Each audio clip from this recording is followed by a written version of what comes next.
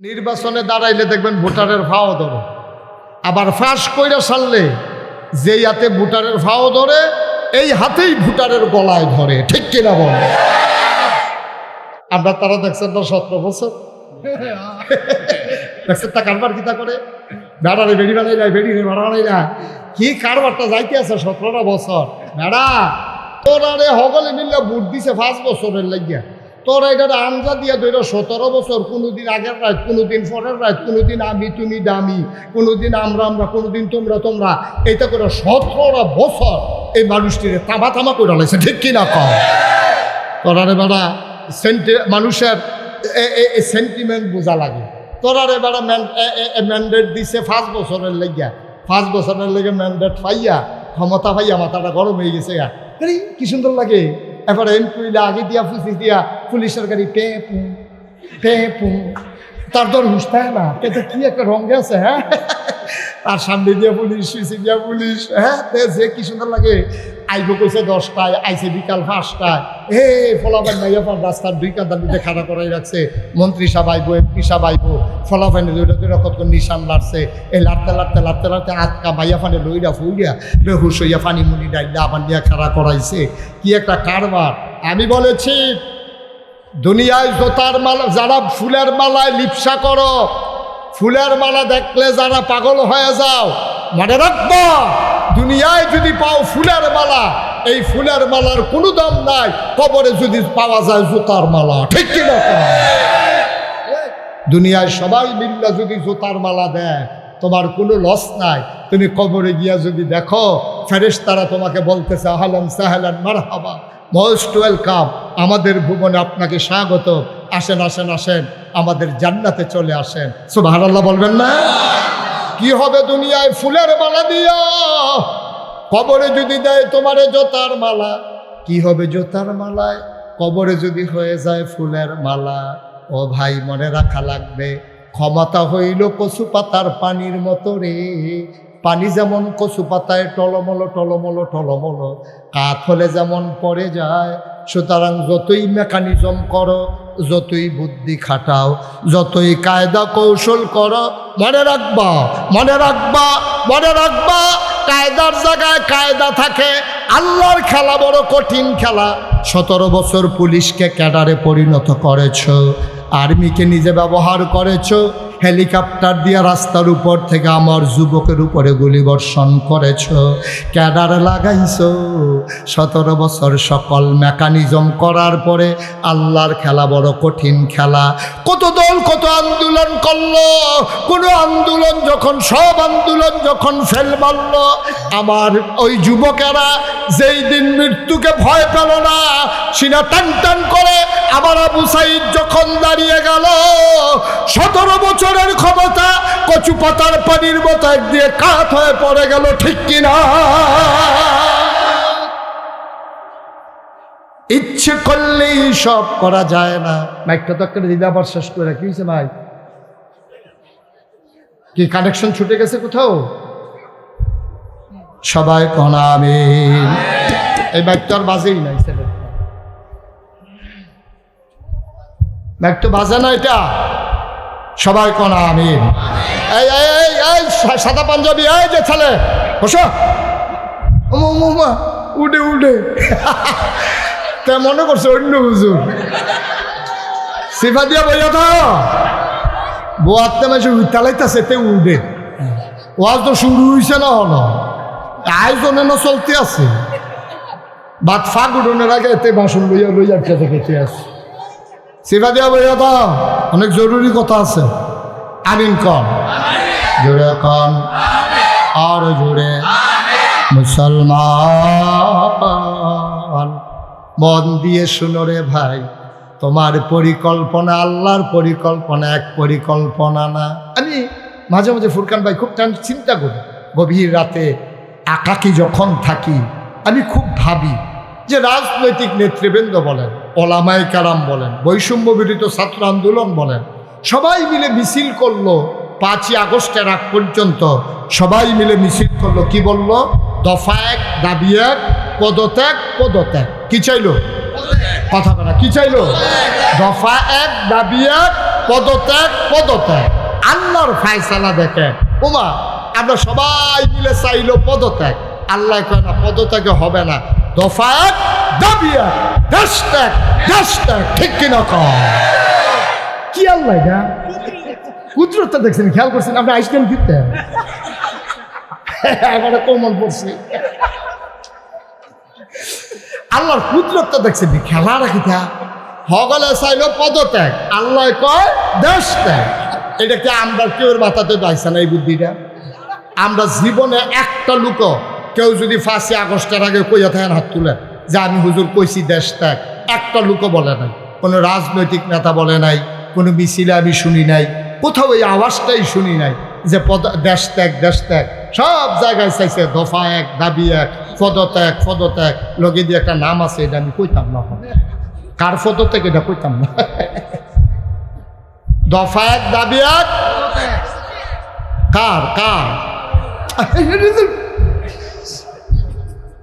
হগলে চাইলো দফা এক দাবি এক, পদত্যাগ পদত্যাগ, আল্লাহ কয় পদত্যাগে হবে না, দফা এক দাবি এক, দেশ ত্যাগ দেশ ত্যাগ, ঠিক কিনা কম? খেলাকা না কথা কাটা, খেলাকা কি আল্লাহ এটা? এটা কি যেমন তেমন আল্লাহ মনে করছো? তোমরা চিন্তা করো গীতা আল্লাহ করে, গীতা আল্লাহর মায় দুনিয়ার, আল্লাহ ছেড়ে দেয়, ছাড় দেয়, ছেড়ে দেয়। অসুখে পড়লে দেখবেন একবার এত নরম। আমার পরিচিত একজন মানুষ ফুরকান ভাই একবার অসুস্থ হয়ে গেছে, মাসখানেক হাসপাতালে থাকার পরে ওর ছেলে আমাকে ফোন দিছে, দিয়া বলতেছে হুজুর চিনছেন নি? আমি কই না, তুমি তখন কইছো না, তুমি কার? আমি চিনাম কেন? আমি অমুকের ফুতে, আমি এতক্ষণে চিনছি। তো কি খবর কি? হুজুর আব্বার শরীরের অবস্থা বেশি খারাপ। আমি কই আছে? হাসপাতালও। আমি কই কি বেশি খারাপ? কই জি হুজুর, ওখানে আইয়ে যায় অবস্থা হয়ে গেছে। আমি তো সাংঘাতিক অবস্থা। তো কিতা কিতা খাইতো? কয় খাওয়াই দাও না। কয় হুজুর যা কইছে সব আমরা খাওয়াই দিছি। তো আমি কই তো এখন সমস্যা কি? কয় যে হুজুর গত রাত্রে জিজ্ঞাসতাম আব্বা আপনার কিতা মনে কয়? তো আব্বায় আমারে কইছে যে নাগাইশের ফিরসা হুজুর এলাকে দেখা করতাম মনে হয়। তো এইরকম একটা কথা কইলে আস্তে আস্তে যাও, আস্তে আস্তে, এভাবে না, এইভাবে দৌড়াবে, হ্যাঁ আস্তে আস্তে। তো আমারে যখন কইছে যে নাগাইশের হুজুর দেখতো মনে হয়, তো যত আমি ব্যস্ত থাকি একটা লোক মরার আগে আমার চাইতো চায়, তো এটা কি আর যেমন তেমন কথা?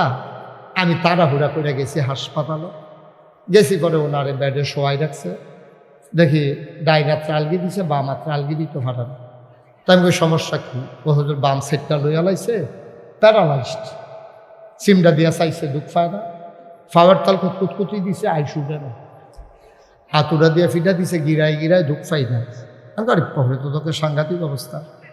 তো আমি সবাই বললাম ও যারা যারা আছেন সবাই সূরা ফাতিহা পড়েন। তো সবাই সূরা ফাতিহা পড়ছে, সূরা ইখলাস পড়েন, পড়ছে, দুরূদ শরীফ পড়েন, দুরূদ শরীফ পড়ছে। তো সবাই নিয়ে দোয়া করলাম। আসার সময় দেখি গালের ভিতরে খোসা খোসা দাড়ি। তা আমি কই ভাই দাড়ি কি রাখা দিছেন? ওই 1 মাস ধরে যে হাসপাতাল কামানোর সুযোগ পাইছেন না তো? আমি কই দাড়ি কি রাখা দিছেন? কই জি হুজুর নিয়ত করছি, বাস আমার কয় বছর কোন সময় মরা যে গিয়ে দাড়ি লইয়ে মরি। তো কি মরেন না, দাড়ি লইয়ে মরেন। আমি তো দোয়া টোয়া করে দিয়ে আইয়া পড়ছি। মাসখানেক পরে আল্লাহর কি কুদরত, এবার আর শরীর মাশাআল্লাহ ভালো হয়েছে। আমার লোকে দেহা রাস্তা দেহে কামাইয়া হো না। কি তো আপনি আমার কিতা কইলেন? হাসপাতালও দি কইলেন দাড়ি রাখা দিছেন, কামাই লইছেন দি। এবার আমার দিকে হাসি দিয়া কই শরীরটা আগের তে ভালো। তো শরীরটা যেহেতু আগের তে ভালো, আর দাড়ি রাখবো কিন্তু কেন, আবার হাসপাতালও গেলে রাখবো আর কি। আমরা দেশের সংগ্রামের বছর আমরা বাইতে একটা শেল ফুটছি, শেল ফুটে সেটা টিনের বেড়া, টিনের চাল ঝাঁঝরা হইয়া গেছে গা, ঘরটা খারাপ রয়েছে, এরকম বড় বড় ছিদ্র হয়ে গেছে গা, শেলের বিভিন্ন যে টুকরা পড়ছে যে এই ঘরের ভিতরে আমরা, এই ঘরটা একটা ঘর আমার এক চাচার ঘর ছিল, এই ঘরের ভিতরে এক বেডি বাচ্চা একটা ঘুম ফাতাইয়া এ বেডি রান্না করতে গেছে। এমন সময় এই কেড়াই জানি আইয়া দেখছে যে ঘরের ভিতরে বাচ্চা যে শোয়াই রেখছে, বাচ্চার কাছে, আমরা তো পানির এলাকা, খাল বিল আছে, কিন্তু কেমনে কেমনে কেমনে কেমনে একটা বাঘ আইয়া সেটা আমরা বাইর ঢুকছে, ঢুকতে ওই শেলফরুন্য গড় ঢুকছে, শেলফরুন্য গড় ঢুকিয়া যেই খাটটার মধ্যে বাচ্চাটারে ঘুম ফাতাই রাখছে, এই খাটটার উফরে উঠটা এটা বাঘটায় এমনি বাচ্চাটার দিকে এমনি সাইয়া রইছে, ল্যাঞ্জাটা লাড়তে আছে, এমনি বিলাইয়ের মতো বিলাই যেমনি বইয়া থাকে এমনি বাঘটা বাচ্চাটার দিকে চাইতে আছে। তো বাঘ কোথায় ঝুপঝাড় জঙ্গল, শহীদ তলে খাটের তলে সিফা সাফা, আর এটা গিয়ে উঠটা বসে বিছনার উফরে। আমার মনে হয় এটা বংশাবলী বাঘ হইব, এটা বিছনা ছাড়া বোধ হয় বয় না। তো আচ্ছা বইলে বইছে, বইয়া সেটা বাঘটা বাচ্চাটার দিকে চাইয়া রইছে। ওই দূরেতে টিনের ছিদ্র দিয়া, বেড়ার ফাহে দিয়া, দরজা কলাইটা দিয়া হগলে দেখতে আছে বাঘটা খালি বাচ্চাটার এরকম চাইতে আছে। আমার মনে হয় বাঘটা চিন্তা করতেছে আমরাও তো বাচ্চা কাচ্চা আছে, এইটা দিয়ে একরকম আমরা টিভি আরেক রকম, এরকম বোধ চিন্তা করতেছে আর কি। এর ভিতরে পুরো এলাকা আপনারা ফুরে গেছে গা বাঘ বাঘ বাঘ। এই কথা হইনা আমার এক সাসার লাইসেন্স করা বন্দুক আছে, এবারে খবর দিছে, হেবারে বন্দুকের মধ্যে গুলিমুলি লুট কইরা লইয়া আইছে। আইয়া সেটা দেখে যে যেগুলো দিয়ে গুলি করতে যায় বাচ্চার গাও গিয়া পড়বো, বাঘটা কিন্তু লড়লে এবারে বন্দুক এদিক দিয়া নেয় একবার, হেদিক দিয়া নেয় একবার, আর উড়ান ভর্তি মানুষ। ওই যেই বাচ্চার মা, এই বাচ্চা হুঁসে বাইক বাঘ আইছে, এই বাচ্চার মায় চুলা মুলা হালাই দিয়া দৌড় দিয়ে জিগেছে কখনো বাঘ হে গরো, ওই যে এই গরো কারণ এই গরু আমার ফুটে সুবহানাল্লাহ কইতেন না? আরে যেই গরু বাঘ কইতেছে এই গরু দিয়ে আমার ফুটে, এই কথা কইছে পরে এই যে বাবা এই যে এই কফি এই তারা ভালো করেন তো তাড়াতাড়ি বাবা সাইডে যাও, তুমি উঠো। উঠে না কেন বাচ্চাটা? আপনার যারা আছেন মাহফিলে দুইজন উঠাই দেন না তারে, আরে তারে উঠাই দেন না, ধইরা সাইডে পাঠাই দেন। দেখছেন নি কারবা? হ্যাঁ আবার খেয়াল, হ্যাঁ মনোযোগ। আপনারা আমার মানুষও, আমি কোনো দূরের মানুষ না। আপনারা আমার মানুষ, আমিও আপনার মানুষ। আমার একটু সহযোগিতা করা লাগবে। সহযোগিতা না করলে আমি ওয়াজ করতে পারবো না। কারণ ইউটিউবে যে আমার ওয়াজ শুনেন, আপনারা জানেন কুদ্দুর লড়লে এই যাবে, কুদ্দুর লড়ছে ফুরকান ভাইয়ে, আমার ওয়াজ হাঁটবেন, আমার ওয়াজ ওখানে হাঁটবেন হয়ে গেছে। এক করে লড়াচড়া করে যে তোমার খরগোশের মতো কান খাড়া করে মাছের মতো নিষ্পলক নয়নে শুধু আমার দিকে চাইয়া থাকা লাগবে, তো হইলে আমি ওয়াজ করতাম পারি না, হইলে পারি না। অনেক আমার চিকিৎসা, আমি ডাক্তারের লোক আলাপ করছি, এটা কী সমস্যা, মানে এটা সমস্যা, এটা যাইতো না, ওষুধে ধরতো না। এটা আমি চাইতাম, মনে করছিলাম যে লড়লেও যেন ওয়াজ করতাম পারি, পারতাম না, না করছিলাম। আমিন কর জুড়ে, আরো জুড়ে সবাই কোন মারহাবা। আচ্ছা আমিন কইন ভাই, চুপ করে থাকেন না, আমার ক্ষতি হয়। তা এবার করছে কিটা, ওই হেবিডি তো চুলা, এবিডি যখন শুনছে বাঘ, তখন সকলে ছিলেন যে বাঘ বাঘ, এবিডি আইয়া সেটা জিজ্ঞেস কোন গরো, কই হে গরো, কারে হে গরু কি আমার ফুটে, এই কথা কইছে। পরে এবিডিও দৌড় দিতে লইছি, এক মুরব্বিয়ে কইছে এবিডিও দুইজনে দৌড়া রাহ, কারণ গাছ বাঁচলে আবার ফল ধরব, কিন্তু গাছ মরে গেলে ধর ফল ধরতো না, অসুবিধা নাই, দৌড়া রাহ, এই যেটা হইব। এবারে তো ফফাইয়া ফফাইয়া কামতে আছে, ফুতের মায়া তো কলজারের মধ্যে সিন সিন ব্যথা করতে আছে। এবারে আট কাতটা উহি দেয়, হগলে দৈরা রাহে যাতা দিয়া, এর ভিতরে বাঘ ডায় রং চাইতে আছে। আল্লাহর কি কুদরত দেন, মায়া কারে কয়। বেড়ি ডায় করছে কিনা, দুই বিড়ারি জারা দিয়া হালাইয়া আমার ফুতে খাইয়ালের গো কইয়া দৌড় দিয়ে গিয়া বাঘের সামনেতে বাচ্চাটা লইয়া কুলো কইরা বুকটার মধ্যে লইয়া দৌড় দিয়ে উডানের ভিতরে পড়ছে। সুবহানাল্লাহ কইতেন না? এটার নাম মায়া। নির্বাচনে দাঁড়াইলে দেখবেন এত নর যাবার করে হগিন বেড়া বেড়ির ফাও গিয়া কাম করিন না, বেড়ার ফাও গিয়া ধরালা একটা বোর্ডের বন্ধ করেন না, এটা কি খাওয়া দাওয়ার জায়গা? এটা আমি তো খালি দেখতে এসে আপনি কিতা করতে আসছেন। আপনি যেমনি বুট খান ভাই, সে তো ভাতও এমনি খায় না, কেজি খালি বুট খাইয়া লাইছে কয় মিনিটের ভিতরে। আমিন কর তো মুইটাইয়া কি শুরু করছে মনে জানে, আজ 2 বছর ধরে ভাত খায় না। এই একটা বাপ ভাই, একটা পাখা আনতে কি এতক্ষণ লাগে? এই ঘর থেকে একটা পাখা আনতে এখানে কয় ঘন্টা লাগে একটা পাখা আনতে?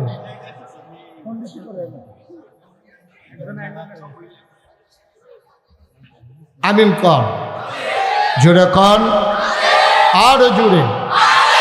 যেই কথাটুকুন বলতেছিলাম, নির্বাচনে দাঁড়াইলে দেখবেন ভোটারের ফাও ধরে, আবার ফাঁস কইরা সারলে যেই হাতে ভোটারের ফাও ধরে, এই হাতেই ভোটারের গলায় ধরে। ঠিক কিনা বল? মুসলমান, বিপদে পড়লে একরকম, বিপদ দূর হয়ে গেলে আর রকম। বন্ধুরা আমার, ভাইরা আমার, সে আমাকে ওয়াজ করতে দেবে না, ইচ্ছা করে এরকম করতেছে। আবার ধরছে কেন মাইকটা? দুনিয়ার মানুষ, আরেকটু কমাও। অসুখে পড়লে একরকম, ভালো হয়ে গেলে আর একরকম, ঠিক কিনা? অসুখে পড়লে দেখবেন একবার এত নরম। আমার পরিচিত একজন মানুষ, ফুরকান ভাই, একবার অসুস্থ হয়ে গেছে। মাসখানেক হাসপাতালে থাকার পরে ওর ছেলে আমাকে ফোন দিছে, দিয়া বলতেছে, হুজুর চিনছেন নি? আমি কই, না, তুমি তখন কইছো না, তুমি কার? আমি চিনাম কেন? আমি অমুকের ফুট, আমি এতক্ষণে চিনছি। তো কি খবর? কি হুজুর, আব্বার শরীরের অবস্থা বেশি খারাপ। আমি কই আছে? হাসপাতালও। আমি কই, কি বেশি খারাপ? কই, জি হুজুর, ওখানে আইয়ে যায় অবস্থা হয়ে রয়েছে। আমি তো সাংঘাতিক অবস্থা। তো কিতা খাইতো? কয়, খাওয়াই দাও না। কয়, হুজুর যা কইছে সব আমরা খাওয়াই দিছি। তা আমি কই, তো এখন সমস্যা কি? কয় যে, হুজুর গত রাত্রে জিজ্ঞাসতাম, আব্বা আপনার কিতা মনে কয়? তো আব্বায় আমারে কইছে যে, নাগাইশের ফিরসা হুজুর এলাকে দেখা করতাম মনে করি। তো এইরকম একটা কথা কইলে আস্তে আস্তে যাও, আস্তে আস্তে, এইভাবে না, এইভাবে দুইভাবে, হ্যাঁ, আস্তে আস্তে। তো আমারে যখন কইছে যে নাগাইশের হুজুর দেখতো মনে কয়, তো যত আমি ব্যস্ত থাকি, একটা লোক মরার আগে আমার চাইতো চায়, তো এটা কি আর যেমন তেমন কথা? আমি তাড়াহুড়া করে গেছি হাসপাতালে। গেছি পরে ওনারে বেডে শোয়াই রাখছে। দেখি ডাইনা ত্রালগি দিছে, বাম ত্রালগি দিত ফাটানো। তাই আমি কই, সমস্যা কি? ও হুজুর বাম সেটটা লইয়া লাইছে, প্যারালাইজড। সিমটা দিয়া চাইছে, দুঃখ পায় না। ফাওয়ার তাল কুতকুতি দিছে, আইসুডে না। হাতুড়া দিয়া ফিটা দিছে, গিরায় দুঃখ পাই না। আমি গাড়ি পড়ে তো তোকে সাংঘাতিক অবস্থা। তো আমি সবাই করলাম, ও যারা যারা আছেন সবাই সূরা ফাতিহা পড়েন। তো সবাই সূরা ফাতিহা পড়ছে, সূরা ইখলাস পড়েন, পড়ছে, দুরূদ শরীফ পড়েন, দুরূদ শরীফ পড়ছে। তো সবাই নিয়ে দোয়া করলাম। আসার সময় দেখি গালের ভিতরে খোসা খোসা দাড়ি। তা আমি কই, ভাই দাড়ি কি রাখা দিছেন? ওই 1 মাস ধরে যে হাসপাতালে কামানোর সুযোগ পাইছেন না তো? আমি কই, দাড়ি কি রাখা দিছেন? কই, জি হুজুর, নিয়ত করছি বাস আমার কয় বছর কোন সময় মরিয়া যে গিয়ে দাড়ি লইয়ে মরি। তো কি মরেন না, দাড়ি লইয়ে মরেন। আমি তো দোয়া টোয়া করে দিয়ে আইয়া পড়ছি। মাসখানেক পরে আল্লাহর কি কুদরত, এবার আর শরীর মাশাআল্লাহ ভালো হইছে। আমার লোকে দেহা রাস্তা দেহে কামাইয়া হয় না। বলে, কি তো আপনি আমার কিতা কইলেন? হাসপাতালও দি কইলেন দাড়ি রাখা দিছেন, কামাই লইছেন দি। এবার আমার দিকে হাসি দিয়ে কই, শরীরটা আগের থেকে ভালো হয়। তো শরীরটা যেহেতু আগের থেকে ভালো, আর দাড়ি রাখবো কিন্তু কেন? আবার হাসপাতালও গেলে রাখবো আর কি। আহারে মুসলমান, আহারে মুসলমান, মুসলমান। দুনিয়ার মানুষ এক এক সময় এক এক রকম, ঠিক কিনা? আমার আল্লাহ যা বলেন তাই করেন। তিনি কখনো ওয়াদা খেলাফ করেন না। ওয়াদার খেলাফ করা আমার আল্লাহর জন্য শোভাও পায় না। তিনি নিজেই নিজের ব্যাপারে ওয়াজ করে দিলেন। আল্লাহ বলেন, ইন্নাকা লা তুখলিফুল মিয়াদ। আমার আল্লাহ এমন আল্লাহ, তিনি যা ওয়াদা করেন, ওয়াদা খেলাফ করা আমার আল্লাহর জন্য শোভা পায় না, ঠিক কিনা? এই আল্লাহ আছেন নাকি নাই? ছিলেন নাকি ছিলেন না? থাকবেন নাকি থাকবেন না? আমার এই আল্লাহ কয়জন? জোরে কন, আর জোরে, মধুর সুরে, সবাই মিলে মন প্রাণ উজাড় করে গলা ছেড়ে দিয়ে মধুমাখা কণ্ঠে আকাশ বাতাস প্রকম্পিত করি, বাঙ্গরার জমিন কাঁপিয়ে দিয়ে রাতের নিস্তব্ধতা ছিন্ন ভিন্ন করে। চলো সবাই মিলে সমস্বরে ওই আল্লাহর একটা ডাক দে, আল্লাহ। ও প্রাণের আল্লাহ খুঁজে খুঁজে দেখলাম, সব কিছুর মতো পাইলাম, তুমি আল্লাহর মতো পাইলাম না। মহব্বতের সাথে সবাই পড়ো লা ইলাহা লা ইলাহা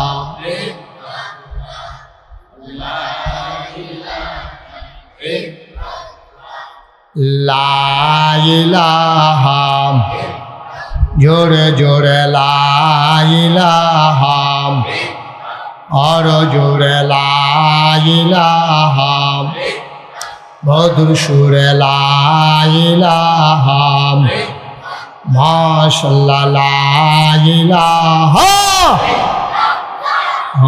লা ইলাহা, আসমান জমিন গায়রুল্লাহ, পাহাড় পর্বত গায়রুল, আসমান জমিন গায়রুল, পাহাড় গায়রুল, শুধু তুমি মাবুদ এক আল্লাহ, লা ইলাহা লা ইলাহা লা ইলাহা লা মওজুদা ইল্লাল্লাহ, লা মাকসুদা লা মওজুদা লা মাকসুদা, জোরে জোরে লা ইলাহা, জোরে লা ইলাহা, মধুর সুরে লা ইলাহা, মাশাআল্লাহ লা ইলাহা ইলাহা ইল্লাল্লাহ মুহাম্মাদুর রাসূলুল্লাহ সাল্লাল্লাহু আলাইহি ওয়াসাল্লাম। সবাই পড়েন আলহামদুলিল্লাহ, জোরে পড়েন আলহামদুলিল্লাহ। বন্ধুরা আমার, ভাইরা আমার, আমার আল্লাহ রাব্বুল আলামিন বড় দয়া করে, বড় মায়া করে আমাদেরকে মানুষ করে বানিয়েছেন। মানুষ করে বানানোর পরে আমাদেরকে একটা উত্তম উপাধি দিয়েছেন, মানুষকে বলে দিয়েছেন আশরাফুল মাখলুকাত। বলেন সুবহানাল্লাহ। মানুষ বানানোর পরে মানুষকে বলে দিলেন আশরাফুল মাখলুকাত, সৃষ্টির সেরা। সুবহানাল্লাহ বলবেন না? একটা মানুষ জাহান্নামে যাক, এটা আমার আল্লাহ চান না। একটা মানুষ জাহান্নামে গেলে আল্লাহর কোনো লাভ নাই। আল্লাহর অন্তরে দুনিয়ার ভালোবাসা, সমস্ত প্রেম, ভালোবাসা, মহব্বত, মায়া, এটার আল্লাহ 100 ভাগ করেছেন। খুব গভীর মনোযোগ খেয়াল করে শুনেন। পারস্পরিক কোনো কথা নাই। কান খাড়া করে খরগোশের মতো, মাছের মতো নিষ্পলক নয়নে কথা শুনতে হবে। আল্লাহ যেন কবুল করে। সবাই পড়ি আমিন। মায়া এটা আল্লাহ তৈরি করেছে। কে বানাইছেন? এই যে ভাই, কে বানাইছেন মায়া? শুধু আমার দিকে তাকিয়ে। মায়াকে আল্লাহ 100 ভাগ করছে। কয় ভাগ? সবাই কথা কইয়েন একটু, কয় ভাগ? আরে মঞ্চে যারা আছেন তারা কথা কইয়েন। আল্লাহ মায়াডারে কয় ভাগ করছে? 100 ভাগ। কীর্তন বইয়ের বিষয় হলাইয়া আমার যদি বদলাই নেওয়ার লাগবো তো।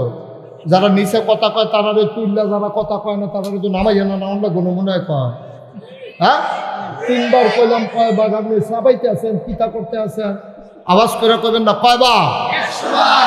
মায়াডারে আল্লাহ 100 ভাগ কইরা 99 ভাগ মায়া আল্লাহ নিজের জন্য রাখছে। মাহফিল কোনো মাটি কারণ যে জোরে কূপ দিলে চাক্কাটা বড় উঠবো, এটার নাম মাহফিল না। মাহফিল হলো পার্টিসিপেট, অংশগ্রহণমূলক, গিভ অ্যান্ড টেক, দেওয়া নেওয়া, আদান প্রদান, চাওয়া পাওয়া, লেন দেন। আমি আপনারা ওয়াজ দেব আমার তৌফিক অনুযায়ী, আর আপনারা যেখানে যা বলা দরকার আওয়াজ করে বলবেন। শুধু আমার যদি এক সাইডটা কথা কইবেন আর নিজেরা ডিব্বা যেমন ধুম ধরে বইয়া থাকবে, এটার নাম কোনো ওয়াজ না। কোন সুবহানাল্লাহ। এবারও তো আওয়াজ কম হয়, জোরে কোন সুবহানাল্লাহ, আরো জোরে। এই বাঙ্গরের তারার এই আওয়াজ। হ্যাঁ, আপনারা তো যে একটা সেবো আছেন, ফালটা দিলে মুরাদনগর, হেদিকে ফালটা দিলে নবীনগর, কি একটা জুতো ফুটছেন আপনারা। আওয়াজ দিবেন দুই উপজেলা লাগাইয়া, কন মারহাবা। আওয়াজ সাংঘাতিক বেয়াদবি করতেছে। বলেন মারহাবা। মায়াডারে আল্লাহ কয় ভাগ করছে? 100 ভাগ কইরা 99 ভাগ মায়া। খুব খেয়াল করেন, স্বয়ং আল্লাহর জন্য রাখছে। সুবহানাল্লাহ কন। বাকি রইল কয় ভাগ? এই কয় ভাগ? 1। এই 1 ভাগ মায়া আবার করছে 100 ভাগ। পয়লা একটা এইরকম একটা মনে করেন গুল্লির মতো মায়াটা মনে করেন, এটারে 100 ভাগ করছে, টুকরা টুকরা টুকরা টুকরা করে 100টা ভাগ করে 99 ভাগটা আলগা করে হয়েছে। ওইটা সবটা আল্লাহর ভাগ হয়ে গেছে। আর রয়েছে কয় ভাগ? এই 1 ভাগরে আবার করছে 100 ভাগ। ওই 1 ভাগের 100 ভাগের 1 ভাগ সমস্ত মাখলুকাতরে আল্লাহ দান করছে। সুবহানাল্লাহ। একটা মায়ের মনে কদ্দুর মায়া পড়ছে রে। এই মায়াটা যখন মায়ের অন্তরে, ছেলে যখন আম্মা কইয়া ডাক দেয়, ডাকটা যখন মার কানো গিয়া পৌঁছে, মা রান্নাঘরের রান্না ফালাইয়া লাভ দিয়া ইসা সন্তান রে খুলে নেয়। ঠিক কিনা? আরো সহজ করে কই, আমরা দেশ সংগ্রামের বছর আমরা বাইতে একটা শেল ফুটছি।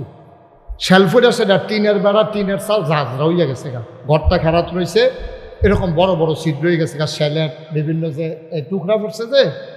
এই ঘরের ভিতরে আমরা, এই ঘরটা একটা ঘর, আমার এক চাচার ঘর ছিল। এই ঘরের ভিতরে এক বেডি বাচ্চা একটা ঘুম ফাতাইয়া এ বেডি রান্না করতে গেছে। এমন সময় এই কেড়াই জানি আইয়া দেখছে যে ঘরের ভিতরে বাচ্চা যে শোয়াই দেখছে। বাচ্চার কাছে, আমরা তো ফানির এলাকা, খাল বিল আছে, কিন্তু কেমনে কেমনে কেমনে কেমনে একটা বাঘ আইয়া সেটা আমরা বাইর ঢুকছে, ঢুকে ওই শেলফরুন্যা গড় ঢুকছে। শেলফরুন্যা গড় ঢুকিয়া যেই খাটটার মধ্যে বাচ্চাটারে ঘুম ফাতাই রাখছে, এই খাটটার উপরে উঠটা এটা বাঘটায় এমনি বাচ্চাটার দিকে এমনি সাইয়া রইছে, ল্যাঞ্জাটা লাড়তে আছে, এমনি বিলাইয়ের মতো বিলাই যেমনি বইয়া থাকে, এমনি বাঘটা বাচ্চাটার দিকে চাইতে আছে। তো বাঘ তো থাকে ঝুপঝাড় জঙ্গল, শহীদ তলে, খাটের তলে, সিফা সাফা, আর এটা গিয়ে উঠটা বসে বিছনার উপরে। আমার মনে হয় এটা বংশাবলী বাঘ হইব, এটা বিছনা ছাড়া বোধ হয় বয় না। তো আচ্ছা বইলে বইছে, বইয়া সেটা বাঘটা বাচ্চাটার দিকে চাইয়া রইছে। ওই দূরেতে টিনের ছিদ্র দিয়া, বেড়ার ফাহে দিয়া, দরজা কলাইটা দিয়া সকলে দেখতে আছে বাঘটা খালি বাচ্চাটার এরকম চাইতে আছে। আমার মনে হয় বাঘটা চিন্তা করতেছে, আমরাও তো বাচ্চা কাচ্চা আছে, এইটা দিয়ে একরকম, আমরা টিভি আরেক রকম, এরকম বোধহয় চিন্তা করতেছে আর কি। এর ভিতরে পুরো এলাকা আপনারা ফুরে গেছে গা, বাঘ বাঘ বাঘ। এই কথা হইল না, আমার এক চাচার লাইসেন্স করা বন্দুক আছে, এবার খবর দিছে, হ্যাঁ বন্দুকের মধ্যে গুলি লুট কইরা লই আইছে। আইয়া সেটা দেখে যে যেগুলো দিয়ে গুলি করতে যায় বাচ্চার গাও দিয়া পড়বো, বাঘটা কিন্তু লড়লে এবারে বন্দুক এদিক দিয়া নেয় একবার, হেদিক দিয়া নেয় একবার, আর উড়ান ভর্তি মানুষ। ওই যেই বাচ্চার মা, এই বাচ্চা হুঁসে বাইক বাঘ আইছে, এই বাচ্চার মায় চুলা মুলা হালাই দিয়া দৌড় দিয়ে জিগেছে, কখনো বাঘ কয় হে ঘর, ওই যে এই ঘর, কারণ এই গরুটা আমার ফুটে। সুবহানাল্লাহ কইতেন না? আরে যে গরু বাঘ কইতেছে, এই গরু দিয়ে আমার ফুটে, এই কথা কইছে পরে এই যে বাবা, এই কফি, এই তারা ভালো করেন তো তাড়াতাড়ি, বাবা সাইডে যাও, তুমি উঠো। উঠে না কেন বাচ্চাটা? আপনার যারা আছেন মাহফিলে 2জন উঠাই দেন না তারে, আরে তারে উঠাই দেন না, ধইরা সাইডে পাঠাই দেন। দেখছেন নি কারবা? হ্যাঁ, আবার খেয়াল, হ্যাঁ মনোযোগ। আপনারা আমার মানুষও, আমি কোনো দূরের মানুষ না। আপনারা আমার মানুষ, আমিও আপনার মানুষ। আমার একটু সহযোগিতা করা লাগবে। সহযোগিতা না করলে আমি ওয়াজ করতে পারবো না। কারণ ইউটিউবে যে আমার ওয়াজ শুনেন, আপনারা জানেন কুদ্দুর লড়লে, এই যাবে কুদ্দুর লড়ছে ফুরকান ভাইয়ে, আমার ওয়াজ হাঁটবেন, আমার ওয়াজ ওখানে হাঁটবেন হয়ে গেছে। এক করে লড়াচড়া করে যেত না, খরগোশের মতো কান খাড়া করে মাছের মতো নিষ্পলক নলে শুধু আমার দিকে চাইয়া থামার লাগতো, তো হইলে আমি ওয়াশ করতাম পারি না, হইলে পারি না। অনেক আমার চিকিৎসা, আমি ডাক্তারের লোক আলাপ করছি, এটা কী সমস্যা, মানে এটা সমস্যা, এটা যাইতো না, ওষুধে ধরতো না, এটা আমি চাইছিলাম, মনে করছিলাম যে লড়লো যেন ওয়াশ করতাম পারি, পারতাম না, এটা না করছিলাম। আমিন কর জুড়ে, আরো জুড়ে, সবাই কোন মার হাবা। আচ্ছা আমিন কই ভাই, চুপ করে থাকেন না, আমার ক্ষতি হয়।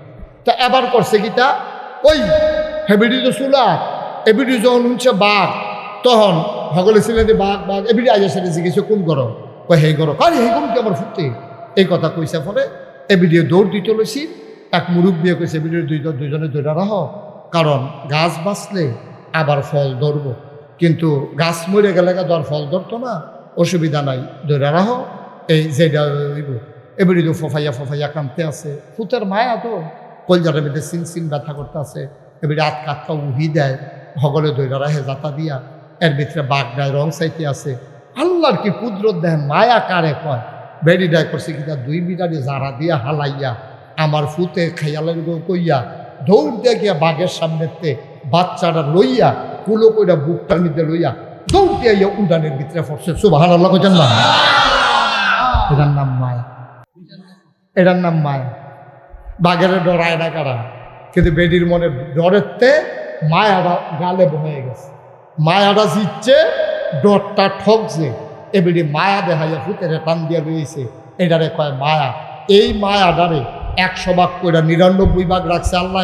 কার লাগিয়া কথা না, কার লাগিয়া রাখছে? আল্লাহ। ও মুসলমান, মায়া কারে কয়?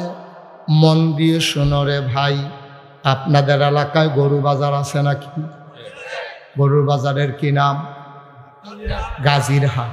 গাজীরহাট বাজারতে একবার একটা দোয়াল গাই কিনছে, অবেলা হইয়া গেছে, শীতের বিকাল, গাইডারে লইয়া আটতে আছে, গাইডা আড়ে না, বাচ্চাটা ফিসে ফিসে লইয়া আটতে আছে, ওই গাইডা খালি ফিরা ফিরা চায়। আরেক মুরব্বিয়ে বুদ্ধি দিছে, তুমি একটা কাম করো, এমনে গাইয়ের আড়াইতা পারতা না, একজনে দেহারা কান্দল, গাইডার আগে আগে যাও, দেখবা গাইডারে গুতাও লাগতো না, ফিডাও লাগতো না, দেহার মায়ায় এমনে গাই আটবো। এবার এই গাই লইয়া দেহা লইয়া যখন যাইব করুই বাড়ি, যাইতার সময় খাল ভরছে, শীতকালিয়া বিকাল, মানুষ খালো নামতো চায় না, দেহারারে কান্দ লইয়া মানুষটা যখন পানিত নাইম মালাইছে, গাবি ডাওলাভ দিয়া পানিত নাইম মালাইছে, এটারে কয় মায়া। বাংলায় কয় মায়া ভালোবাসা, ইংরেজিতে কয় লাভ, আর আরবিতে কয় মহব্বত।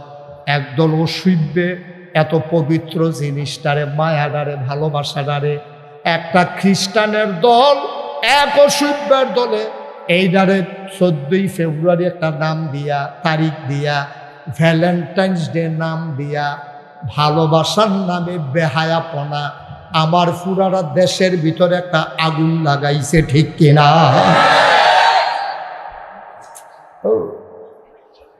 পাইলাম না, 10টা মিনিট এখন কথা কইতাম পারলাম না।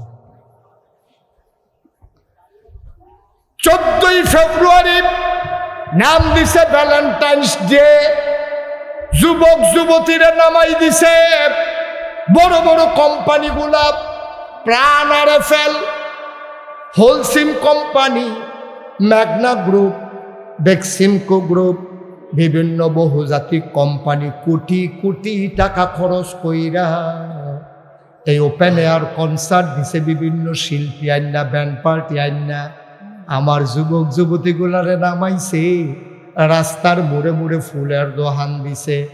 এই যে ফলাফানে, যে মায়াফানে একজন আর একজনের সাথে দেখা করা জায়েজ নাই, এই ফলাফানে ফুল কিন্না মাইয়ারে দেয়, মাইয়ায় ফুল কিন্না ফলারে দেয়। অথচ মহব্বত খারাপ জিনিস না, ভালোবাসা খারাপ জিনিস না। যেই মহব্বতটারে তোমরা অবৈধ বানাইছো, অপবিত্র বানাইছো, এই মহব্বতটা সুন্দর হইতো বাচ্চায় যদি মার আতনিয়া ফুলটা দিয়া কইতো আম্মা আই লাভ ইউ, আম্মা তোমারে আমি ভালোবাসি, তো তুমি আমারে ফেটে ধরছো, জন্ম দিছ, 2.5 বছর বুকের দুধ খাওয়াইছ, 10 মাস 10 দিন তুমি আমারে ফেটে ধরছো গো আম্মা, তোমারে আমি ভালোবাসি, এটা অন্যায় না।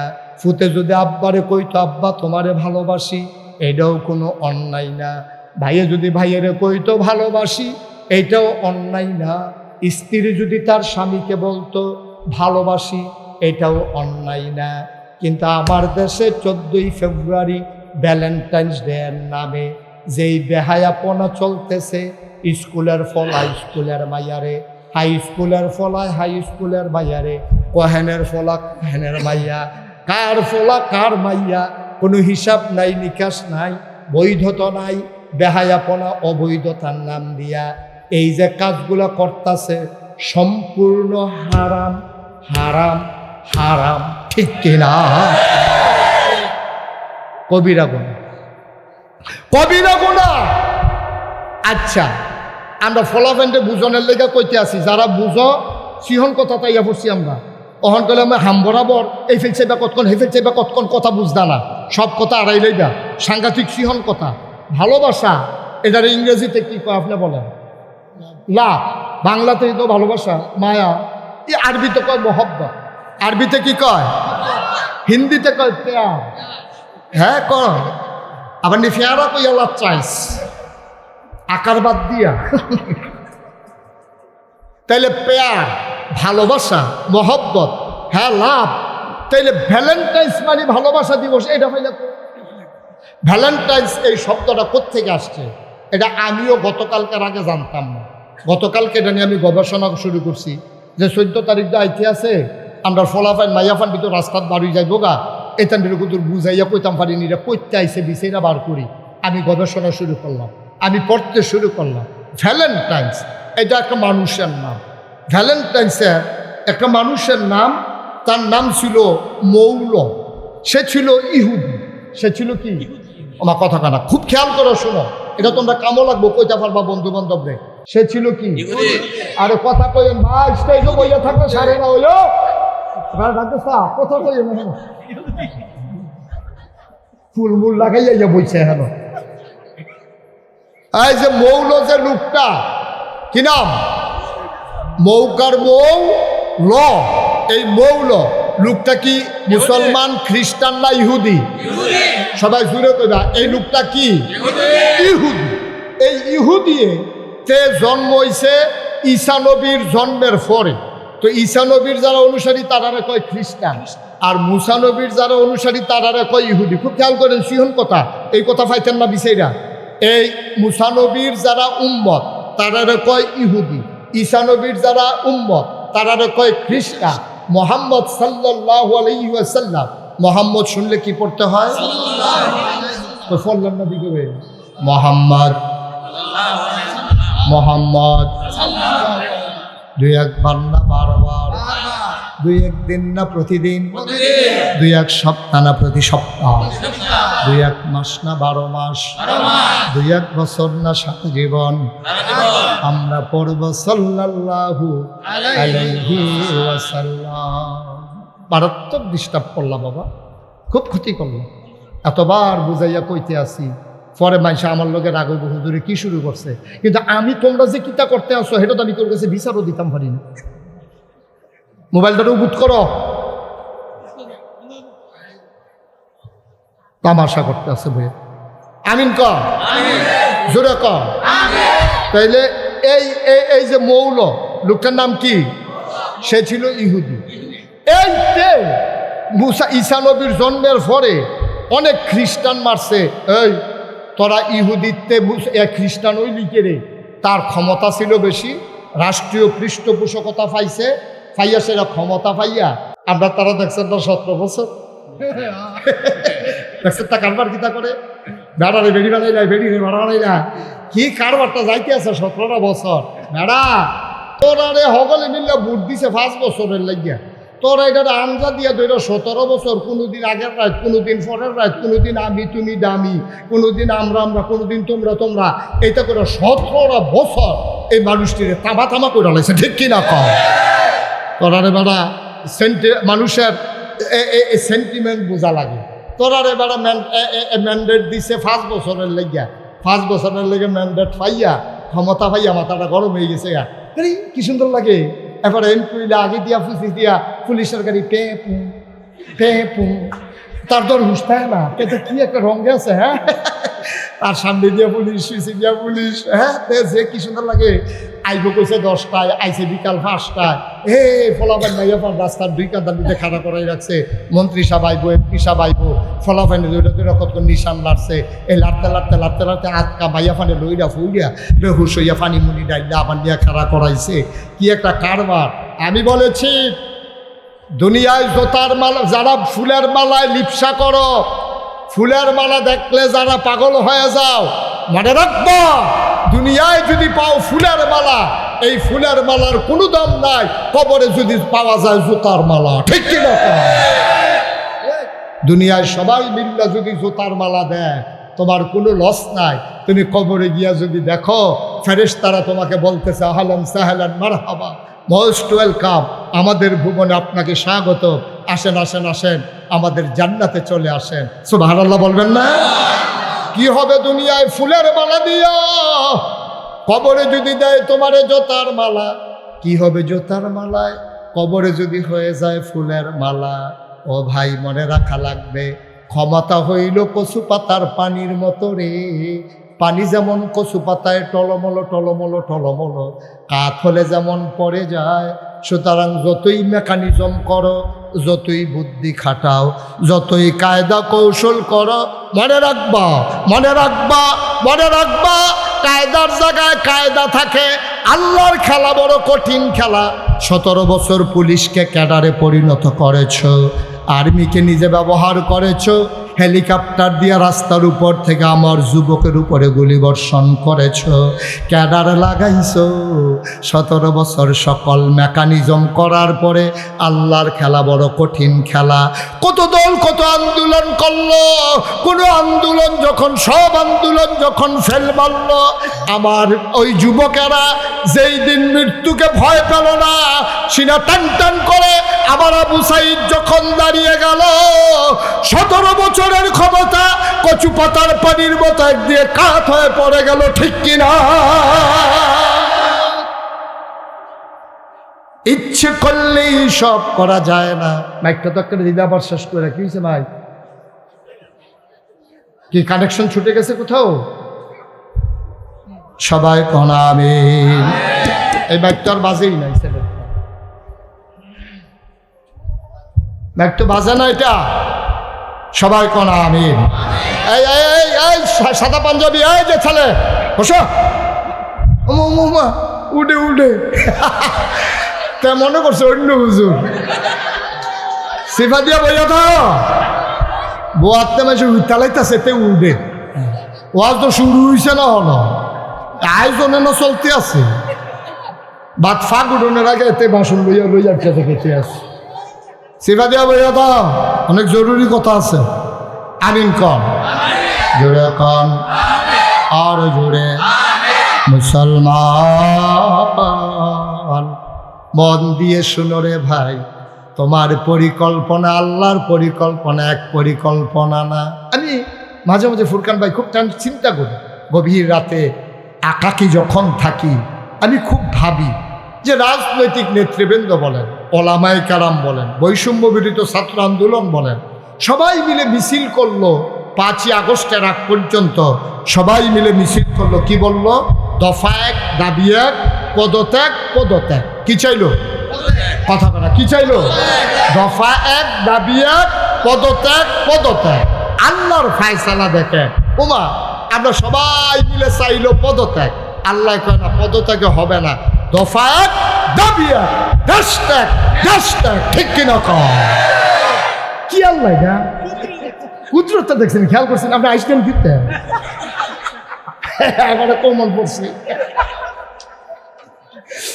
আল্লাহর কুদরতটা দেখছেন, খেলা রাখিতা হগলে চাইলো পদত্যাগ, আল্লাহ কয় দেশ ত্যাগ। এটা কি আমরা কেউ মাথাতে পাইছে না এই বুদ্ধিটা? আমরা জীবনে একটা লোক কেউ যদি 5ই আগস্টের আগে কইয়া থাকেন হাত তুলে যে আমি হুজুর কইছি দেশ ত্যাগ, একটা লোক বলে নাই। কোনো রাজনৈতিক নেতা বলে নাই, কোনো মিছিলে আমি শুনি নাই, কোথাও এই আওয়াজটাই শুনি নাই যে দেশ ত্যাগ সব জায়গায় চাইছে দফা এক দাবি এক পদত্যাগ লগে দিয়ে একটা নাম আছে, এটা আমি কইতাম না। কার পদত্যাগ এটা কইতাম না। দফা এক দাবি এক কার সকলে চাইল দফা এক দাবি এক পদত্যাগ। আল্লাহ কয় পদত্যাগে হবে না, দফা এক দাবি এক দেশ ত্যাগ। ঠিক কিনা কম খেলাকা না কথা কাটা খেলাকা কি আল্লাহ এটা কি যেমন তেমন আল্লাহ মনে করছো? তোমরা চিন্তা করো গীতা আল্লাহ করে গীতা আল্লাহর মায় দুনিয়ার আল্লাহ ছেড়ে দেয়, ছাড় দেয়, ছেড়ে দেয়। তাইলে সে সালামটা কি করতে পারে? অনুধাবন করতে পারেন এবং তিনি সালামের জবাব দেন। নর্মালি আমাদের মতো করে ডেইলি আপনার বাড়িতে 1-2 বার আসবে, সপ্তাহে আসবে, এই ধরনের কোনো হাদিস আসে নাই। রাসূল সাল্লাল্লাহু আলাইহি ওয়াসাল্লাম এরকম কথা বলেন নাই। কিন্তু মৃত্যুর পরপর কবরস্থ করার আগে পর্যন্ত তার সাথে কি ঘটতেছে, কি হচ্ছে, সে এটা কি অনুধাবন করতে পারে। তবে এটা আরেকটা জগৎ থেকে রূহের মাধ্যমে, সরাসরি বডি দিয়ে কিছুই তার সাথে কি হয় না। আবার আরেকটি হাদিসে রাসূল সাল্লাল্লাহু আলাইহি ওয়াসাল্লাম বলেছেন, মৃত ব্যক্তিকে দাফন করার আগ পর্যন্ত তার যে লাশ আছে, এই লাশের সাথে তোমরা বেয়াদবি করো না, কারণ মৃত লাশেরাও কি ব্যথা পায়। তোমরা জীবিতরা যেমন ব্যথা পাও, তারাও কি পায়? ব্যথা পায়। কিন্তু মৃত ব্যক্তির লাশ প্রতিদিন প্রতি সপ্তাহে আপনার বাড়িতে আসে, এই ধরনের কোনো হাদিস কি নাই, কোরআনেও নাই, হাদিসেও নেই। জুমার নামাজের খুতবার আগে কত রাকাত নামাজ পড়তে হবে? আমাদের দেশে জুমার নামাজ আসলে কত রাকাত এটা আমরা জানি না। যত লোকের জিজ্ঞেস করবেন বলবে 16 রাকাত, 18 রাকাত, 20 রাকাত। দেখেন, এই প্রশ্নটা দুটো একেবারেই সংক্ষেপে দেয়। সেটা হলো, জুমার নামাজের আজান যখন দেওয়া হয় তখন অজু করে সাথে সাথে মসজিদে চলে যেতে হবে। যাওয়ার পরে মসজিদে ঢুকে আগে বসবে না। আগে কয় রাকাত নামাজ পড়বে? 2 রাকাত। রাসূল বলছেন, তোমরা বসবা না মসজিদে যতক্ষণ পর্যন্ত 2 রাকাত নামাজ না পড়ো। এখন 2 রাকাত পড়বেন তাহিয়াতুল ওযু, এরপরে দুখুলিল মসজিদ 2 রাকাত পড়লেন, এরপরে 2 রাকাত পড়তে থাকবেন ততক্ষণ ইমাম সাহেব মিম্বরে উঠবে না। যতক্ষণ ইমাম সাহেব যদি মিম্বরে উঠে তখন আর কি নামাজ নেই, অনেকে বলেছেন। কিন্তু রাসূল সাল্লাল্লাহু আলাইহি ওয়াসাল্লাম বলছে তোমরা 2 রাকাত পড়বা। সংখ্যা লেখা নাই হাদিসে, সংখ্যা কি লেখা নাই। যতক্ষণ টাইম পাবেন 2 রাকাত করে পড়তে থাকবেন। এরপরে খুতবা শুনবেন, খুতবা শোনা ওয়াজিব। খুতবার পরে জামাতের সাথে 2 রাকাত পড়বেন। ইমাম সাহেব যখন সালাম ফিরাবে তখন 4 রাকাত অথবা 2 রাকাত পড়বেন। এই ব্যাপারে হাদিস আসছে, হয় 4 রাকাত নতুবা 2 রাকাত। বাড়িতে পড়লে আপনি 2 রাকাত কি বলে, মসজিদে পড়লে 4 রাকাত, বাড়িতে পড়লে 2 রাকাত, অথবা এখানে মসজিদেও 2 রাকাত করে 4 রাকাত পড়তে পারেন। কিন্তু জুমার পরে খুতবার আগে যতক্ষণ টাইম পাবেন ততক্ষণ নামাজ পড়তে পারবেন। আর মূলত জুমার নামাজ হলো 2 রাকাত। কয় রাকাত? যেটা ফরজ এটাই আপনি গণনা ধরবেন, বাকিগুলো সবই নফল। কাবার সরাসরি উপরে সূর্য, যার কারণে কোনো ছায়া কোনো দিকে পড়ে নাই, এটার রহস্য কি হতে পারে? দেখেন, আল্লাহ রাসূলের কথাগুলো কিয়ামতের আগে সবগুলোই কি মানুষের সামনে মানে স্পষ্ট হবে দলিল আকারে। কাবা হচ্ছে পৃথিবীর নাভি, যেটা পৃথিবীর মাঝখানে। এতদিন আমরা মোল্লারা মৌলবীরা যখন বলতাম যে কাবাই হচ্ছে পৃথিবীর কি মিডেলে বা মাঝখানে, তখন কিছু কিছু লোকেরা হাসাহাসি করতো যে কাবা মাঝখানে, হুজুরা জানলো কেমনি? যারা কাবা থেকে পূর্ব দিকে আসে তারা পশ্চিম দিকে ফিরে নামাজ আদায় করে কাবার দিকে, যারা দক্ষিণ দিকে আছে কাবা থেকে তারা উত্তর দিকে ফিরে নামাজ আদায় করে কেবলামুখী হয়ে, যারা পশ্চিম দিকে আসে তারা পূর্ব দিকে হয়ে নামাজ আদায় করে, যারা উত্তর দিকে আসে তারা দক্ষিণ দিকে ফিরে নামাজ আদায় করে। তাহলে কাবা হলো আমাদের কেবলা বা পৃথিবীর মাঝখান। কিছু কিছু বিজ্ঞানীরাও এটা নিয়ে মানে খুব লেখালেখি করছে যে কাবা অথবা কাবাই যে পৃথিবীর মাঝখানে, এটা বুঝবো কিভাবে? আলহামদুলিল্লাহ, আল্লাহ এটা দেখায় দিয়েছেন। কিছুদিন আগে সূর্য যখন কাবার উপরে গেছে তখন বিজ্ঞানীরা এবং প্রত্যক্ষদর্শীরা দেখেছেন যে কাবার একেবারে উপরে সূর্য অবস্থান করছে, যার কারণে চতুর্দিকে কোনো ছায়া নাই। সুবহানাল্লাহ, কি নাই? ছায়া নাই। তার মানে বোঝা গেল কাবাটা কোন জায়গায় আছে। একটা বস্তুকে যদি আপনি মাঝখানে রাখেন, তার উপরে যদি একটা মোমবাতি ধরেন একেবারে উপরে, সাইডে ধরলে আপনি একদিকে না একদিকে ছায়া পড়বে, কিন্তু একেবারে উপরে যখন ধরবেন তখন কি আর ছায়া পড়বে? পড়বে না। আলহামদুলিল্লাহ, এটা হলো সারা পৃথিবীবাসীকে আল্লাহ একটা মেসেজ দিলেন যে কাবাই হচ্ছে পৃথিবীর মাঝখান, নাবি, আর এই কাবা বরাবরই আছে আল্লাহ পাকের আরশে আজিম। আমরা কিন্তু কাবার দিকে ফিরে নামাজ আদায় করি, কিন্তু কাবা ঘরের গোলামি আমরা করি না। আমরা কি কাবার গোলামি করি না কাবার মালিকের গোলামি করি? ফালিয়াবুদু রাব্বা হাযাল বাইত, আল্লাহ পাক বলছেন তোমরা এই ঘরের মালিকের গোলামি করো, তাহলে আমি তোমাদেরকে ক্ষুধা দরিদ্রতা দূর করে দেব। আমরা মূলত কাবার মালিকের গোলামি করি, আমরা কাবার গোলামি করি না। তো এটা দারুণ এক মেসেজ। এটা দেখার পরেও যারা ঈমান আনতে পারবে না, বুঝতে হবে তারা কি বধির, তারা অন্ধ, তাদের হৃদয় আছে কিন্তু তারা অনুধাবন করতে পারে না, তাদের চোখ আছে কিন্তু তারা দেখতে পারে না। এটা পৃথিবীকে আল্লাহ একটা মেসেজ দিছে যে দেখায় দিলাম কাবা আছে পৃথিবীর মাঝখানে, এবং কাবাকে সামনে রেখেই নামাজ পড়তে হয় চতুর্দিক থেকে, এবং এটার দ্বারা কিবলাকে নির্ণয় করা আরো কি হয়ে গেল? সহজ হয়ে গেল পৃথিবীর মুসলমানদের জন্য। হুজুর, আমার বয়স ৪৫ বছর। আমি যখন ১৬-১৭ বছরের ছিলাম তখন একজনের ৫০০ টাকা চুরি করি, কিন্তু উনি মারা গেছেন, কিভাবে মুক্তি পেতে পারি? দেখেন, ১৬-১৭ বছরের বয়সের ঘটনা, তখন তো যৌবন, শরীরের মধ্যে টকবক, হয়তো যৌবনের তাড়না চুরিটা কি করছেন। তার জন্য দুটি রাস্তা। প্রথম রাস্তা হলো, যেই ব্যক্তির টাকা তিনি চুরি করেছেন তার যে ওয়ারিশরা আছে তাদের কাছে সে যাবে, যাইয়া তাদেরকে টাকাটা দিয়ে তাদের কাছ থেকে কি আনবে? মাপ আনবে। তারা মাপ করে দিলে আপনি মাপ পেয়ে যাবেন। তাদের কোনো ওয়ারিশ যদি আপনি খুঁজেই না পান, অথবা এটা যদি সম্ভব না হয়, তাহলে দ্বিতীয় আরেকটা রাস্তা হলো, যেই ব্যক্তির টাকা আপনি চুরি করছেন ওই ব্যক্তির পক্ষ থেকে আপনি টাকাটা দান করে দিবেন। কি করে দিবে? দান করে দিবে, এবং নিয়ত থাকবে যে আল্লাহ এই টাকার মালিককে, উনি যেহেতু ওনাকে পাওয়া যাচ্ছে না, আমি ওনার পক্ষ থেকে আল্লাহ এই টাকাটা দান করে দিলাম। এটা যদি আপনি করেন তাইলে ওই লোক কবর থেকে উপকার পাবে, হতে পারে এই উসিলায় ওই লোক কবরের আযাব থেকে কি পাবে? মুক্তি পাবে। হাশরের ময়দানে কি পাবে? মুক্তি পাবেন। এই সুরতি আছে দুইটা, হয় আপনি তার ওয়ারিসদেরকে টাকা দিয়ে মাপ চাইবেন, অথবা তার যদি তারা না থাকে, তাদের কাছে যেতে না পারেন, তাহলে কি করবে? তার পক্ষ থেকে টাকাটা দান করে দিবেন, একেবারে তার পক্ষ থেকে, যে আল্লাহ, এবং আল্লাহর কাছে তাওবা করবেন, ইনশাআল্লাহ আল্লাহ পাক ক্ষমাশীল, আল্লাহ আপনাকে ক্ষমা করে দিবেন। অনেকে বলেন মায়ের সম্পদে শুধু মেয়েরাই পাবে, ছেলেরা পাবে না। কোরআন হাদিসের আলোকে এর সমাধান কি? আমিও মাঝে মধ্যে এই কথাটা সমাজে শুনি যে মেয়ের নামে কোনো মায়ের নামে কোনো জমি থাকলে বা বাড়ি থাকলে এটা কে পায়?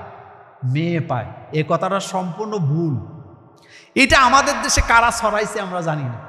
শোনেন, মূল কথা হলো, বাপের রেখে যাওয়া সম্পদে মৃত্যুর পরে কোরআনের আইন অনুযায়ী ছেলে মেয়েদের মধ্যে যেভাবে বন্টন হয়, ছেলে পাবে 2 ভাগ, মেয়ে পাবে 1 ভাগ।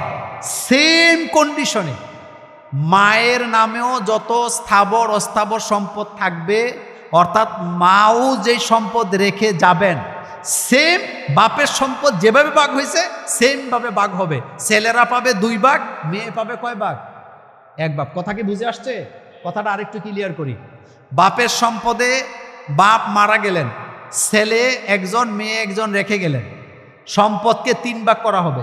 2 ভাগ পাবে ছেলে, 1 ভাগ পাবে কে? মেয়ে। সেম কোনো মা যেই সম্পদ রেখে যাবেন, ওই মায়ের বেলাও কি একই ভাগ। অর্থাৎ এক কথায়, বাপের সম্পদ ছেলে মেয়ের মধ্যে যেভাবে ভাগ হয়, ছেলে পাবে 2 ভাগ, মেয়ে পাবে 1 ভাগ। মায়ের সম্পদেও সেম ভাগ হবে, ছেলে পাবে 2 ভাগ, মেয়ে পাবে 1 ভাগ। কথা কি বুঝাইতে পারলাম? এভাবেই ভাগ হবে। আরেকটা কথা বলি, সেটা হলো, মা যদি মারা যায়, যদি তার কোনো ছেলে না থাকে, তাইলে ভাগ তো ভিন্ন, এমনি মেয়ে কি পাবে? বেশি পাবে। কিন্তু ছেলে মেয়ে উভয় যদি থাকে, তাহলে মায়ের সম্পদ হোক আর বাপের সম্পদ হোক, ভাগ হবে কি ওই ছেলে মেয়ে বাপের সম্পদের মতোই মায়ের সম্পদ ভাগ হবে। ইরান ইসরায়েল যুদ্ধে ইহুদিরা সমানে কালো জাদু করছে। কালো জাদু করে কি বিজয় পাওয়া যাবে? শুনেন, ইহুদিদের ব্যাপারে কথা বলতে গেলে আপনারা যখন এটা কি বলে ছাড়বেন তখন সাবধানে। প্রথম কথা হলো, কালো জাদু আবিষ্কার করছেই কারা? ইহুদিরা। পৃথিবীতে ইহুদিরাই জাদু করে। ইসরায়েলের একটা পতাকার মধ্যে আপনারা দেখেন না, একটা তারকার মতো দেওয়া আছে, দেখেন কি না? এটা কিন্তু তারকা না, এটা হলো জাদুবিদ্যার একটা চিহ্ন। কিসের চিহ্ন? কালো জাদুর চিহ্ন। অর্থাৎ ইহুদিরা জাদুবিদ্যায় ফার্স্ট। কতটা ভয়ানক হইলে পরে রাসূলুল্লাহ সাল্লাল্লাহু আলাইহি সাল্লামকে তারা কালো জাদু করতে পারে। আপনারা জানেন, তারা একজন ইহুদি মহিলা রাসূল সাল্লাল্লাহু আলাইহি সাল্লামকে ধ্বংস করে দেওয়ার জন্য রাসূলের চিরুনি চুরি করছে, রাসূলের চুল দাড়ি মোবারক চুরি করে নিয়ে গেছে, নিয়ে গিট দিয়া কালো জাদু করে কুয়ার মধ্যে ফালায় দিছে। আর সেই জাদু আসর করছে মুহাম্মদ সাল্লাল্লাহু আলাইহি ওয়াসাল্লামের উপরে। তাইলে বলেন তো, নবীর উপরে যদি কালো জাদু আসর করতে পারে, আমি আর আপনার তো কোনো কি নাই, হিসাবই নাই। আল্লাহ রাসূলের উপরে যখন জাদু করা হলো, রাসূল সব কিছু ভুলে যায়, তিনি অসুস্থ হয়ে গেলেন। এতটাই অসুস্থ হলেন, বিছানায় শুয়ে পড়লেন রাসূল, মানে বিছানার মধ্যে পড়ে গেছে। এবার আল্লাহ পাক দুইজন ফেরেশতা পাঠাইছে। পাঠানোর পরে রাসূলের সামনে তারা দাঁড়ায়া কথা বলতেছে, রাসূলকে শোনায় শোনায়। একজন আরেকজনকে বলতেছেন যে এই লোক অর্থাৎ মুহাম্মদ সাল্লাল্লাহু আলাইহি ওয়াসাল্লামের কি হলো, তিনি এত অসুস্থ হয়ে যাচ্ছেন কেন? তা আরেকজন ফেরেশতা শোনায় জবাব দিতেছে, তাকে কালো জাদু করা হয়েছে, অর্থাৎ অমুক কুয়ার মধ্যে তার চুল চুরি করে নিয়ে কালো জাদু করে গিট দিয়া কুয়ার মধ্যে ফেলে দিছে। তো মুক্তির উপায় তা বলতেছে, তিনি যদি সকালে বিকালে সূরাতুল নাস, সূরা ফালাক, সূরা ইখলাস যদি তেলাওয়াত করেন, আল্লাহ তাকে মুক্ত করে দিবেন।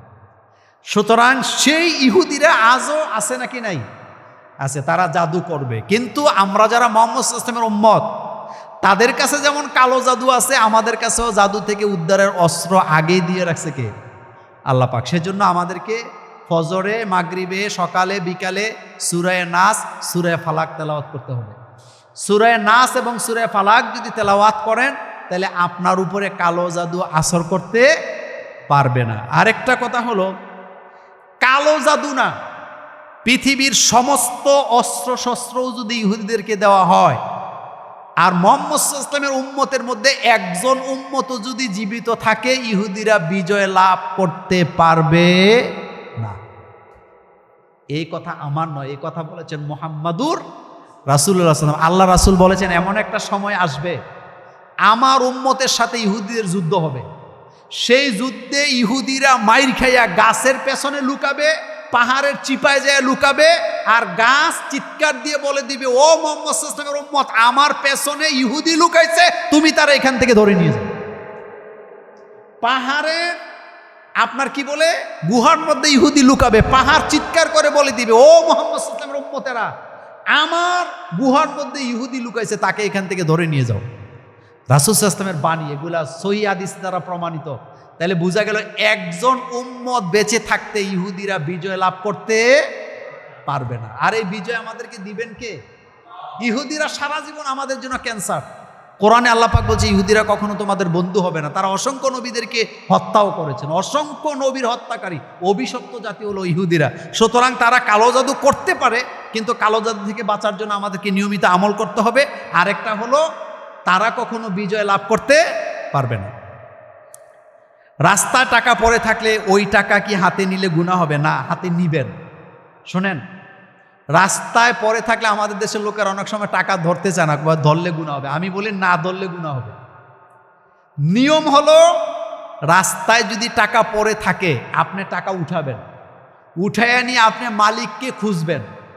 মালিক যদি না পান, আপনি নিজে টাকা খরচ করতে পারবেন। তবে নিয়ত থাকবে, যদি কোনোদিন মালিক ফেরত আসে, তাহলে আমি মালিকরে কি টাকাটা দিয়ে দিব। আর আপনার যদি অবস্থান ভালো হয়, তাহলে আপনি এই টাকা দান করে দিতে পারবেন। কিন্তু দান করলে আর একটা মুশকিল আছে, সেটা হলো, আপনি রাস্তায় টাকা পাইছেন, পাওয়ার পরে টাকাটা আপনি দান করে দিলেন।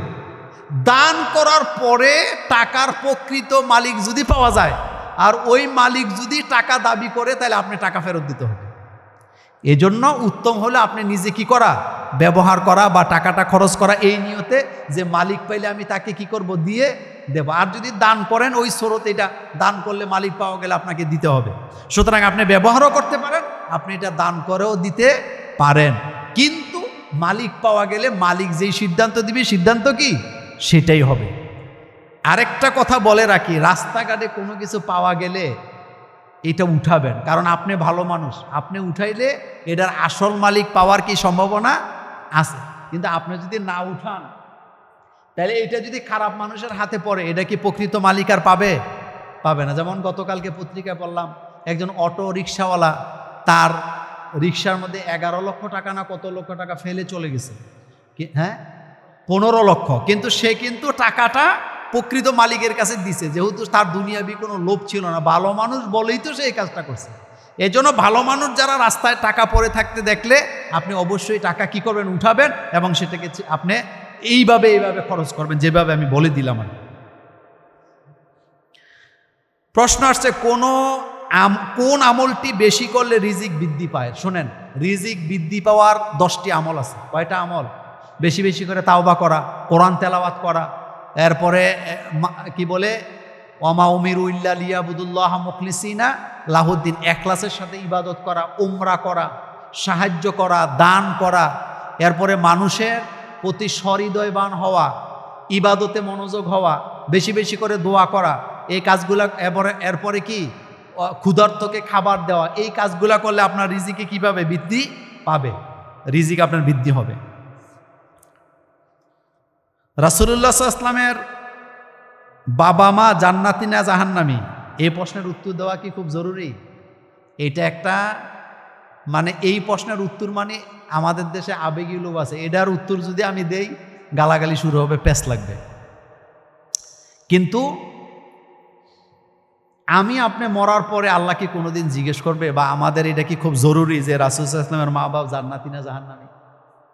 আমি যদি এখন এটার উত্তর দেই গালি খামো, সুতরাং গালি খাইতে চাই না। এটার আলোচনা অনেক আলেমরা হয়তো আগে দিছে। রাসূল সাল্লাল্লাহু আলাইহি ওয়াসাল্লামের মা বাপ জান্নাতি না জাহান্নামী এটা জানি না, আমাদের লাভ রইব কি? লাভ আছে? কোনো লাভ আছে? লাভ নাই। এই জন্য এটা বাদ দিলাম, এটা নিয়ে কোনো কথা নাই। একটা প্রশ্ন আসছে, রাজারবাগী পিসাব, রাজারবাগের পিসাবের আকীদা এবং তাদের সম্পর্কে জানতে চাই। দেখেন, বাংলাদেশে পীর হইল 2 প্রকার। কয় প্রকার? হক্কানি পীর, আর কিছু হইল কি বন্ড পীর, ধান্দাবাজ, ব্যবসায়ী।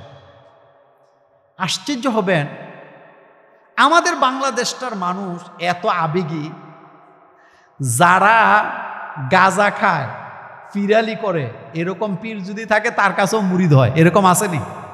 ল্যাংটা পীরের মুরিদান বাংলাদেশে আসেনি? লেংটি পরিণা পীরের মুরিদ বাংলাদেশে নাই? আছে। বিভিন্ন মাজারে গাঁজা টানে নাকি টানে না? কিন্তু যারা টানে তারা ফতুয়া দেখো, গাঁজা তো আল্লাহই বানাইছে, আল্লাহ দিছে, সিদ্ধি আমরা খাই, সিদ্ধি খেলে বুদ্ধি হয়। গাঁজা হইলো একটা তরকারি, গাঁজা একটা কি তরকারি, কিন্তু তাদের আকীদা ভালো না। এই রাজারবাগের আকীদা নিয়ে আলেম ওলামারা বাংলাদেশে অনেক অনেক আন্দোলন করছে। আপনারা জানেন এই রাজারবাগ ঢাকা শহরে অবস্থিত, তাদের অনেক সম্পদ, অনেক পাওয়ার তাদের। এবং খুব আশ্চর্যজনক ব্যাপার হলো, বাংলাদেশের বড় বড় রাজনীতিবিদরা, বড় বড় ব্যবসায়ীরা রাজারবাগে যায় মুরিদ, এবং তাদের আকীদা হলো ওখানে মুরিদ হইলে বড় লোক হওয়া যায়। নামাজ নাই, তাদের আকীদা ভিন্ন, তাদের নামাজের সিস্টেমও নাকি ভিন্ন। সুতরাং এই ধরনের পীর যারা আল্লাহ রাসূলের তরিকার দাওয়াত দেয় না, কোরআনের দাওয়াত দেয় না, তারা হইল সমাজের জন্য ক্যান্সার। বলেন, সমাজের জন্য কি? কোনো ক্রমেই তাদের বিস্তার ঘটতে দেওয়া যাবে না। আমি এক লোকের বাসায় গেলাম, যাই দিয়ে পিসাবের ছবি লটকায় রাখছে। ঠান্ডা মাথায় জিজ্ঞেস করলাম এটা কি? কয় পিসাবরে দেখলে আল্লাহর কথা মনে হয়। পরে শুনলাম ওই লোক যেই রুমে নামাজ পড়ে ওই রুমেও নাকি পিসাবের ছবি লটকায় রাখছে। পিসাবের ছবি রাখলে যদি আল্লাহর কথা মনে হয়, তাহলে রাসূলুল্লাহর ছবি বানাই আমরা কলজের মধ্যে লটকায় রাখতাম, কথা ঠিক কি না? এগুলো হলো বন্ডামি, এগুলা কি? সুতরাং রাজারবাগের আকীদা জঘন্য, আহলুস সুন্নাত ওয়াল জামাতের সাথে তাদের আকীদার কোনো কি নাই, মিল নাই, এবং তারা সমাজের জন্য ক্যান্সার।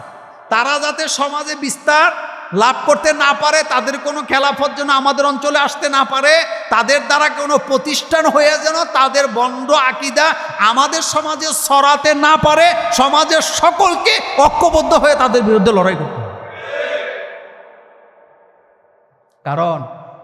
কারণ যে পীর গোমরা, তার কাছে যারা যাবে তারাও কি হবে? গোমরা।